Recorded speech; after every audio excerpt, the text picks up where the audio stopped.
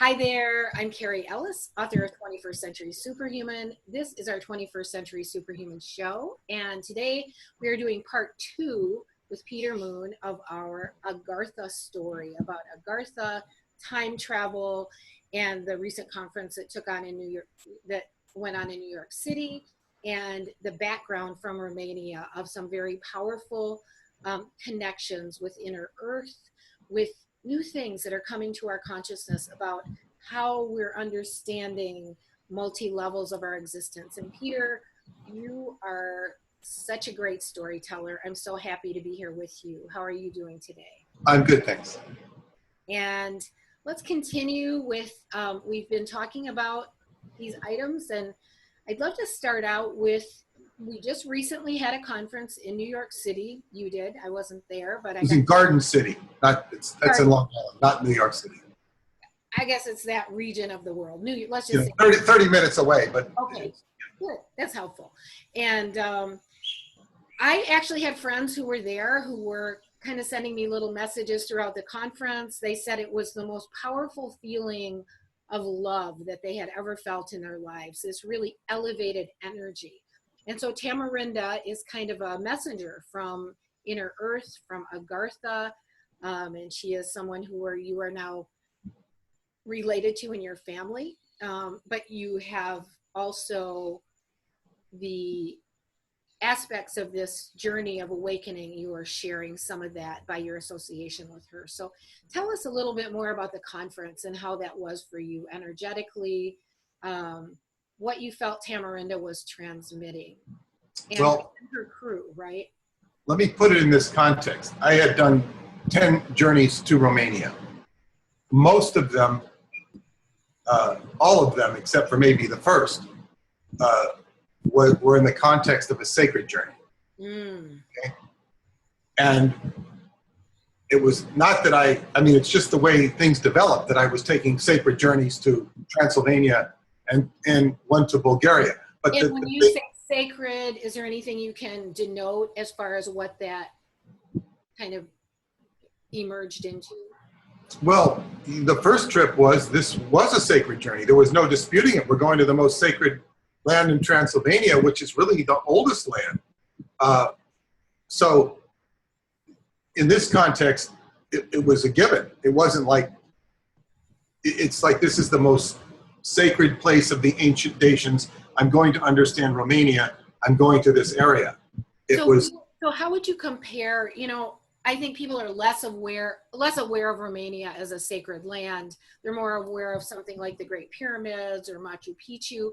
How does Romania fit into this picture of the whole? Well, it is more ancient than all of these areas. Wow. And I see the civilization is more ancient because in the Ice Age, it survived the Ice Age intact because it's the way it's positioned with mountains.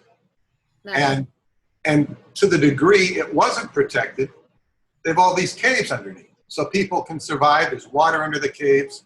So it was where civilization retreated to, where they couldn't survive. Interesting.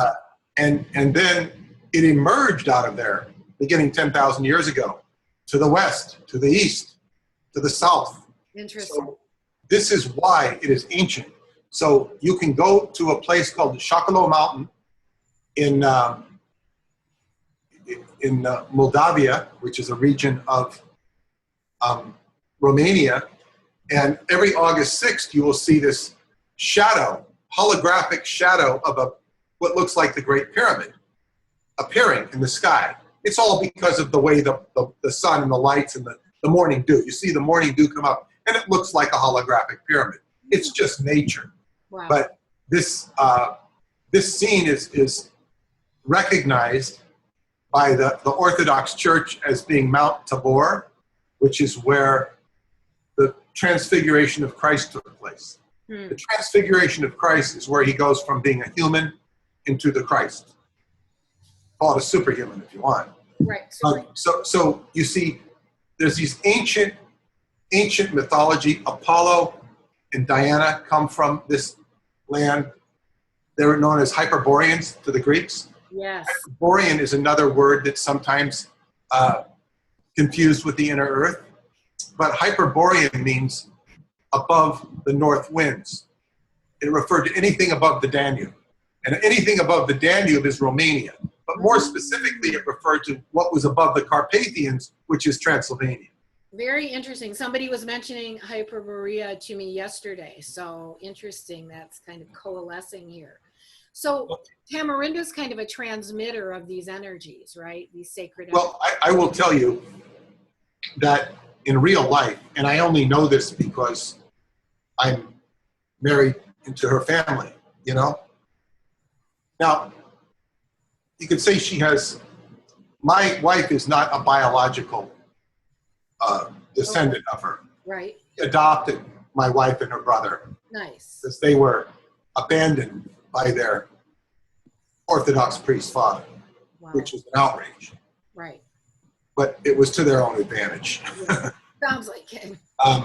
Yes, because he had some issues. But so she cared for them and brought them up in their teens and educated them. And she has that family. She also has 2 biological kids, who I know. But the way she is, she might disappear for a few days and nobody would know where she was. You know? And she might be equally mysterious about where she was. Was she in Agartha? Yes. Certain things you can't pin down. And I don't necessarily wish to pin down because they don't necessarily, necessarily make sense. But this is just what her family is used to. So we kind of get into the area of time travel or interdimensional travel, which may be something similar. And so she appears to be someone who can transit maybe between locations in time and space. Well, she would be in concert with other dimensions and other spaces. And of course, on her way here, I got in a conversation with her after the symposium was I was trying to pin her down on something. Or maybe it was before the symposium. And what happened in the conversation was it kind of came full circle, and she ended up telling me, clarifying a story she told me earlier, is that on her way here, she was communicating to a general in Bucharest to meet another general in Bucharest because she wanted this general to come with her. But the general never appeared. It turned out that the general was Radu Sinamar, she said. Now, when I went to her, to my brother-in-law and told him, he said, well, this makes sense because I remember all the conversations with the general, but I never asked. It's not my business. You know, so she is closer to some of these characters who appear delightfully mysterious. And the reason they wouldn't appear is because it's not good. It's either not good for them or it's not good for me. Right. There's a lot of yes, what you call disclosure between the worlds. And even to the degree that we don't have military authority, we have spiritual authority, which will access denied until you're ready to access it. I love that, Peter. That's beautiful. That's very important information because I think people get discouraged, you know, about what we're up against to create changes in this world and to go into the new earth, the age of enlightenment, whatever we want to call it. And yet I know for a fact that we are headed there as humanity. And yet keeping that courage and knowing that we have spiritual empowerment, knowing that we have that behind us, I think it's a really critical key. In a modern context, when I say modern, I'm talking about Western academia and Western magic. And I had earlier mentioned the city of Prague. Prague is basically was the ancient capital of the Holy Roman Empire. And it was, you know, it was where alchemy and magic and politics and all this stuff took place. But the whole, I mean, all of it was about the superhuman. And it was the alchemy to create the monoatomic gold, and was to give you a super consciousness. Of course, the antithesis of that is the golem, the famous golem of Prague. And all of this stuff mixes with all of this esoteric potpourri. And it all, in Western civilization, it all took place in Prague, which was Bohemia. This is where the Bohemian Grove gets its name from, because it was the ruling instrument. And you had all these conflicting energies happening. And I know there were buildings built there to anchor some of that ancient dark energy, we'll call it. So it seems like going there with a conference to do with this kind of light would help also transmute some of that old stuff as well. Well, yes, but one of the fundamental issues with human beings, well, let me put it this way. When you start looking at all these adventures, the exoteric, which is the outer world, and all the stuff in Romania, it's that old statement from the New Testament, the kingdom of heaven is within. Mm-hmm. All this stuff is about developing one's pineal gland and one's super consciousness internally. So when you get these like stories, just the stories alone, they're designed to excite your consciousness to wake you up. Mm. When you get into the actual exoteric journey, exoteric being the external journey, it's really about waking you up. Waking you up. Yes. Not finding the grail and going, aha, I have power. Oh, right. This gives me the power to do this, that, or the other thing, or the power to be in concert with God. Right. All it's not outside of us, it's inside of us. Yeah, it all needs to develop internally. Yes. And so what's one of the situations, a lot of people in this world are working, and when they go to a conference of this kind or any kind, their mind is being jump-started to something else other than their routine way of dog eat dog world. Absolutely. And I call those initiation or activation points. Well, yes. And sometimes the conferences and the people engaging in them are very misguided, but that's beside the point. There's still people are trying to get, whoever they are, they're trying to get out of this trench. Yes, absolutely. And I've never been in that trench personally because I didn't do that life. Yes. You know? Yeah, So, I managed to work pretty hard to keep myself out of it most of the time as well. yeah, so it is nevertheless a situation. And what people need to do is they need to be grounded in this reality. Yeah. Some people can figure out their situation and get out of their situation. And everybody needs to be encouraged to do that so they can become sovereign and self-supporting. Absolutely. This is the big challenge. Yes. And when it comes to, as you're saying, negotiating these inner worlds, you start in this world. You start grounding and centering yourself in this world. And the other worlds will come to you. You start grounding and centering yourself in this world as who you truly are, as listening to your own heart, as listening to your own creative source energy. And well, yes, and in the context of myself, I'd been writing and publishing books for, over 10 years before this came to me, and then I'm expounding on it for others. Right, but you did take the steps. You became aligned with yourself. You walked through the doors that opened. You began your own search. You downloaded the information that was being given to you. You took action. And I think that's the kind of thing I'm encouraging people all the time, because we are at that critical state as a race of beings to begin stepping into our own self-actualization. This is an individual choice. And one can help people make that choice by making their own decisions and this sort of things. When it gets to the more exotic things like Agartha or time travel, these are very exotic things. And so I'm saying is you have to have 1 foot on this earth, 1 foot on earth, the head in heaven, but you've got to have them both at the same time. I agree. And you know, I deal with that a lot because my life is surrounded by so many things that people might consider paranormal.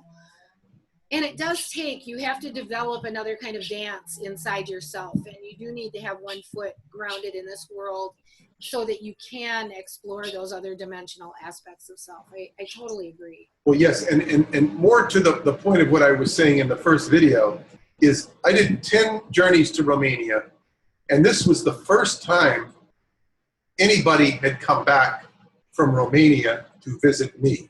Now, I don't include my wife in that because she did more than visit. She came to stay. So I have met with a couple Romanians in New York City that I knew from Romania. But they weren't coming to visit me. They were coming here on other business, and I didn't meet with them. So this was the first time of 10 years of planting that seed, and then all of a sudden we get this back, and it was far more than I would have expected or anticipated. It was like a total return of energy with a commensurate, I guess what you would call value or gain in terms of new energy. Beautiful. New energy, new connections, new people, and setting the new template. The Montauk Project and Philadelphia experiments are now declared over. And what it is, it's a new era. Maybe Duncan Cameron will go to Romania and have some experiences. Preston Nichols has been very much involved with a consciousness called Tabor, which happens to be associated with Prague. This is, and the reason I picked Prague is because one of my friends was talking about all she knew about Prague. She could be the guided tour to Prague. She doesn't know any of the esoteric stuff, which she knows about the Golem, but she doesn't know the deeper aspects, which I found fascinating that she didn't know because, she didn't know them. So in other words, Prague made total sense to go. And then when we asked David, he said, well, I have some things to do in the Czech Republic. He's got some people to see. So it might fit into his scheme. But one thing is that he comes to time. See, time is basically in esoteric or metaphysics, Hindu and Buddhism particularly, it's known as the wheel of samsara, the wheel of time. And this is continuous births and deaths and suffering. The wheel of time. To get off the wheel is to get out of the condition of suffering. Now, this is the same thing that Christianity taught. And if you read Preston Nichols' work in The Music of Time, he'll talk about the Christ consciousness and Christ consciousness being the original timeline, not this, wheel of sorrow. So you can look at it with Christianity, you can look at it with Hinduism or Buddhism, and then when we come to the technology of time travel, this wheel of time, which is explained in the videos, it's the closed time-like curve, which is a scientific concept that's best explained in terms of the general theory of relativity, that the beginning is the end. If you start out in a straight line, time and space is curved, you'll eventually come out to the other end. So we're living in a closed time-like curve. This is Einstein stuff. We're living in a closed time what? A closed time-like curve. A closed time-like curve basically is called the world. It's like the world line in physics. You traverse a distance. It's called a world line. But it will eventually come back to where it started. This is the same as alpha and omega in Christianity. I am the alpha and I am the omega. Interesting. So you have science bridging into the ancient framework of religion. And this is, but when you're talking about using time travel and you're talking about people and governments, he also mentioned that China had banned discussion of time travel in 2006. and because they were putting the most money into it. So they didn't want, it's a weapon of war in the governments. But basically, the technology of time challenges humans. It challenges the old system. So basically, the technology of time, if it's to have any value, ultimately will release us from suffering. It's the same thing. Wow, that's beautiful. We're on as the technology in this Uranian new age, what is called Aquarius, ruled by Uranus, which is technology, innovation. It begins to information. You know, you're getting all this information. Now we're in a situation right now where the new people, younger kids, at least some of them, are not thinking with logic at all. They're thinking with response. Absolutely. Absolutely. I see it all over the world. They came in with a new consciousness. They came in to be part of the new and not to be part of the old. And it's very easy to condemn it because you see what they're missing. Right. However, it's a new way. Yes, it's a new way. So you might find that our way, our generation's way of responding might become yes.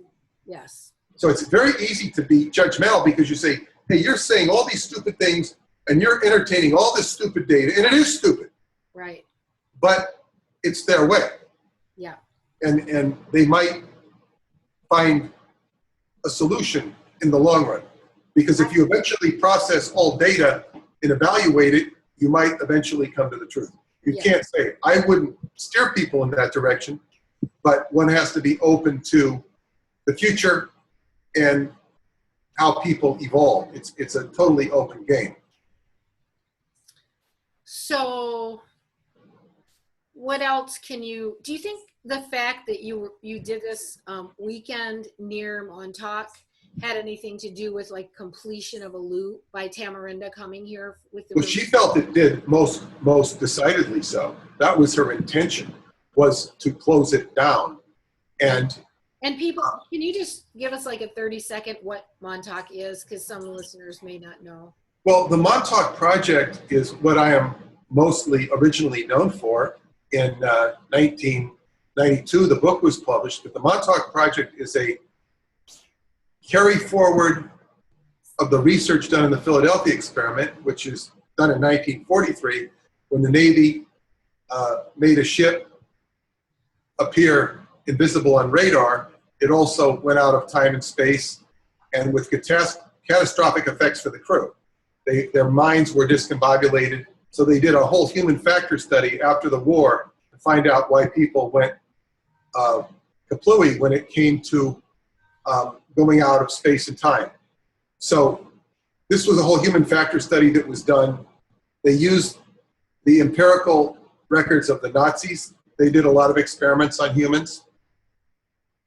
And Joseph Mengelé's research, which was part of the captured German documents. And they studied it. They mixed the mind of man with radio frequency, and they could amplify mental energy. And this was all done at Montauk, where they had a huge radar dish, and they could amplify the mind and control people's moods and emotions. And eventually, with this mental power, they could bend time. But as Preston Nichols said the other day, he says, the problem with bending time is we needed more power. We needed more power. Now, David Anderson has totally resolved the problem with power, because the time reactor, if you put energy into it, more will come out. And this is all about, there's 2 videos he's done on harvesting energy by doing something called frame dragging. And frame dragging shows that when you spin, the spin of the Earth will warp space and time, and you'll actually have a time-space displacement. These are explained in the videos. But what it does is... Are those in your time travel site? Yeah, you're tapping an virtual, inexhaustible supply of energy. You could power the Earth. You could, run out of power problems with the time travel technology. He discovered this by accident. Wow. He was actually embarrassed at how long it took him to figure it out, because they put in energy and they get more back. Wow. So this this solves the world's energy problems. However, it does not solve the human psychology problem. Now, I did the Time Travel Explained video series, the first 7 of which are free. The last, you can also, the 8th one is the patent on the time reactor, which you can also get on the site. Last night. There's a patent for the time reactor, an application for it. And then the last video is explaining the time reactor. And after that, I did another series of videos. It's called The Psychology of Space-Time Dimensions, because I determined that one of the problems with releasing this technology is the psychology of human beings. So it's surrounding the psychology of space-time. And there are 3 components that are psychological factors or barriers to dealing with time travel technology. The first one is dimension, dimensionality. The word dimension is based upon mind, measurement of the mind, dimension.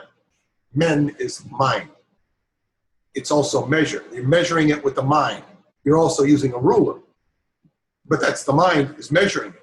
So this goes into the first 10 dimensions. The 4th dimension, I mean, I don't describe the first 3 dimensions, not even so much the 4th, a little bit, but the dimensionality, the 5th dimension, the 6th dimension, 7th, 8th, and 9th. And the 9th dimension is synchronicity, where everything is connected. The God mind explodes like a big bang. It's infinity, and it just connects. When it starts connecting universally, it's all, and then you start uniting them, that's the time meets. But it's explained, it also relates to the human body. But this is the psychology. So I have another series called The Psychology of Space-Time Dimensions. That's done. The first few are free. I have a page that people can go to and see some of these. And that website again, which is TimeTravelEducationCenter.com. You can go onto the blog to find them. You can't find them anywhere else. And this is a blog at the top of the screen. But the other thing is, there's going to be 2 video series that are done. The other issues besides dimensionality is power and censorship. These are the other 2 factors. It's the psychology of power and the psychology of censorship. So, you know, the psychology of power is all about the nuttiness that we live in from, you know, like right here in world politics, we have Donald Trump with his view, which is completely opposed by the Congress and the media, who have, everybody brings up his issues, but they have huge issues.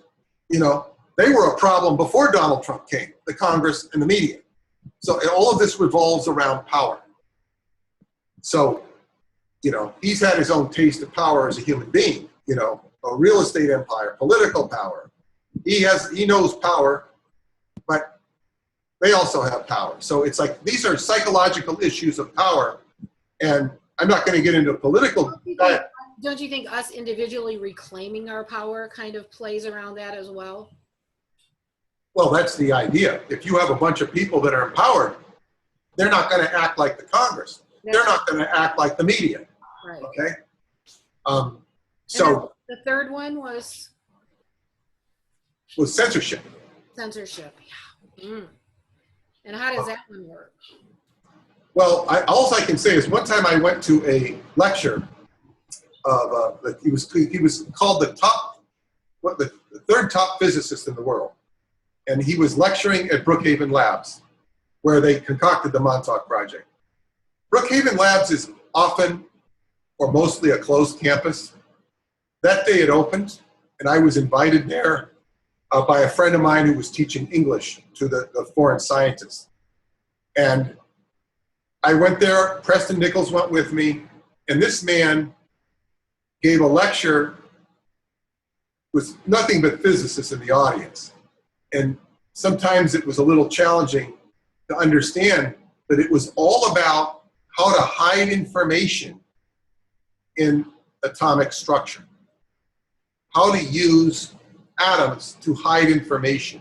Wow. And it was over my head, but I could understand it. And I said, it was all about security. Wow. Why is he talking about security? What does physics have to do with security? Apparently everything. And it was fascinating. So this was physics, this was probably done 13, 14 years ago. And so when you're talking about censorship, now when you get into the magical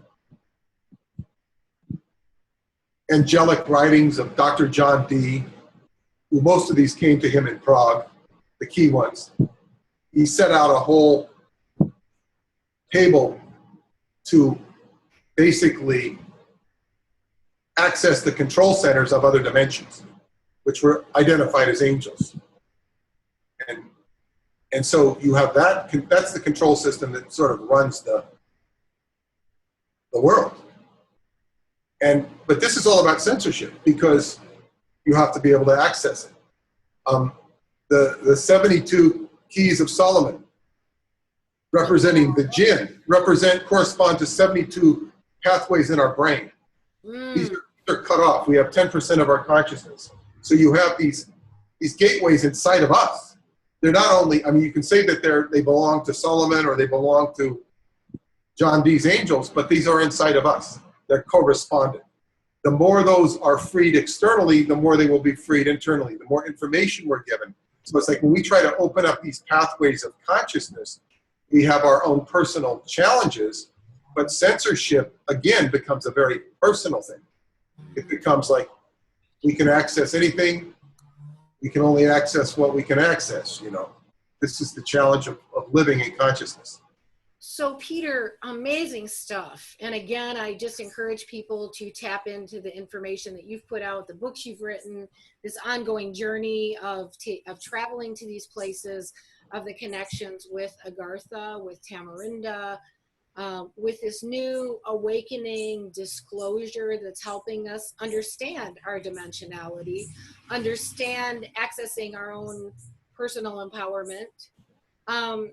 I know that there were a number of things that were shared. The conference was small in New York, and my friends who were there said they felt that some very key information was being downloaded about where we are at in our history, how we're going to move ahead.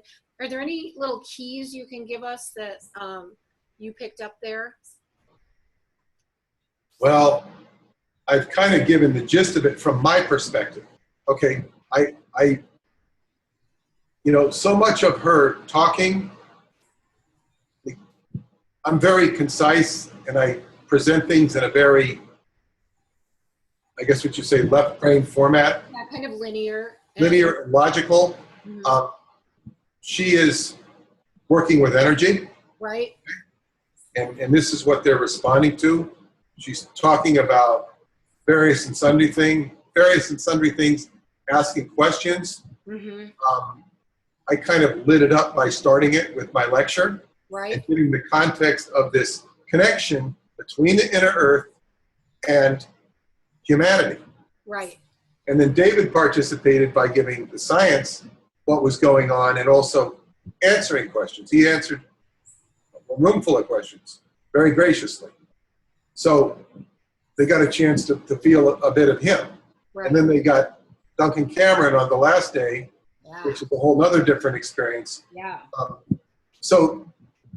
But the one thing is, if I put it in the context of the work I've done, this is the Solomonari coming out of their cave and touching people in America, in New York. They were not all from New York. There was only a few New Yorkers there. But this culture. Yeah, it's like going to the culture and saying hi. Right. Saying hi, here I am, and then making connections. Right. A very interesting connection I made, very good connection with a lady, Stephanie South, who was the protege of Jose Arguelles. And I hope to do a podcast with her. Of course, Jose Arguelles is the one that made us aware of the whole harmonic convergence and made it a national event. Yeah, he's already gone off the planet. Right. Yeah. Yeah, and she was the protege. So in other words, I could never quite understand his work. Right. All as I know, because it really wasn't presented in a left brain way. Mm-hmm. And she said, that's what she said, she knows. That's one of the things she's working on, is to try and make it more understandable. But he created a big impact on the earth. Mm-hmm. Yeah. And because he was working with the data, representing the energy, there was all this behind it. So all these people, he literally ushered in what was the New Age movement. It started with the Whole Earth Festival in 1970, and I attended the first Whole Earth Festival, and I had no idea that I had attended the first one, because it was at the UC Davis, where I happened to live. I didn't go to UC Davis. I went to the high school. I would frequently go to the campus, and I don't know, I just got out of my house one day and walked to the campus, which was at least a mile. And I usually didn't walk to the campus. I would drive or take a bike. I walked down there, and all of a sudden you're in the festival? I didn't know that he was the inventor of it. Oh, where this was. Yeah, I didn't know that. Wow. And they had all these teepees on the campus, and I just remember going to it, and it was like, wow, this earth energy. And I met Preston Nichols at a lecture on earth changes. It was all about earth changes. The earth is changing. So if the earth changes, the people are going to change. And the topic of the inner earth, what I'd say is, the Nazis were fascinated with the inner earth. They were always trying to get at the inner earth. And I write about the Nazis' connection to Montauk in Tibet in the book, The Black Sun, which is available at skybooks.usa.com. But the black sun is, of course, refers to the sun in the center of the earth, which is correspondent to the sun in the center of the galaxy, which is correspondent to the sun in the center of the universe. Mm. But in any case, the Nazis were always trying to find the inner earth. They had crews in Southwest United States. They were trying to find places, but they missed Transylvania. They used the Romanian oil fields, because they used the oil fields in Romania, which are primarily in southern Romania, but they totally lost and missed Transylvania. They never could fathom that, despite the fact that they had a whole German colony in southern Transylvania. So it remained undisturbed. Oh, you know what? We've just got a couple minutes left, and we'll bring this to a close. Do we want to mention really quick Argentina? All right. Place there? One of my friends on Facebook, Bruce Humphreys, he is carrying forward with the work of, can't remember, Brendan Humphreys. He's carrying forward with the work of Bruce Cathy. Bruce Cathy was a New Zealand Air Force airline pilot, who mapped out the grid of the Earth. He was a scientific researcher. Anyway, Brendan sent me a link to a Sphinx, a picture of a Sphinx in Argentina. If you look up Argentinian Sphinx, you might be able to find it, especially on images, and then you go to the page that the image comes from. It's a very interesting, partly natural formation, and it's in northwest Argentina, not far from the border of Chile. And I'm trying to generate interest in people exploring this area. I don't know that I will explore it personally, but it came to me on the day of the eclipse. Wow. Along, also with a mention of what's called, I think it's called the Hominescent line, which shows there are ancient stone chambers going from Montauk Point, New York, all the way to Woodstock, New York.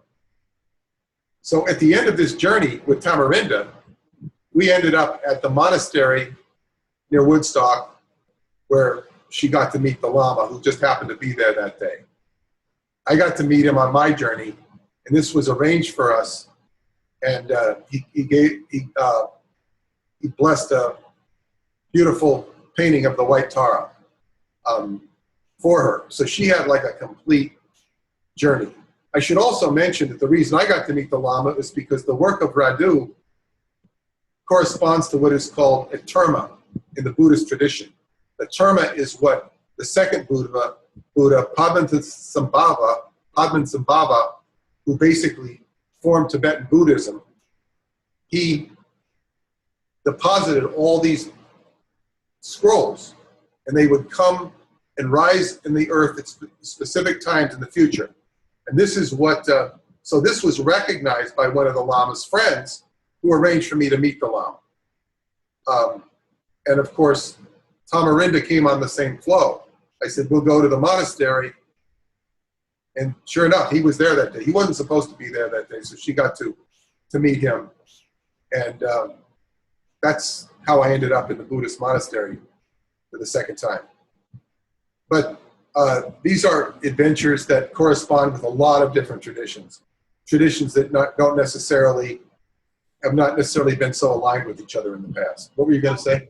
Exciting stuff. Well, we're just at the end of our time here on the curvature of time. Right. The Alpha and the Omega, the beginning and the end, the conclusion and the initiation and the conclusion, whatever we want to call it. I'm just going to say it's so great to be here with you today. I think we've opened a lot of doors for people to think about as far as time travel goes, Agartha, other dimensions, what we're merging with in our understanding of self, and how to be more empowered in this world. So I'm just going to say thank you so much. I have one other thing to say. Okay. All of this stuff about Agartha will be explained in the new book, Inside the Earth, the Second Tunnel, not explained by me, but by Radu Sinamar. Oh, and wow. this translation is already begun, but it will get going fast and furious in a few days. And I would hope to have this published by the end of the year. Awesome. So exciting. Will that be available through skybooks.usa.com? Yeah, through Skybooks, yes, I, as the publisher. And if anybody listened to this didn't get their questions answered on Agartha or their curiosities, this book should do that, this upcoming book. Oh, that is so exciting, Peter. Because I do not claim to be an expert on Agartha.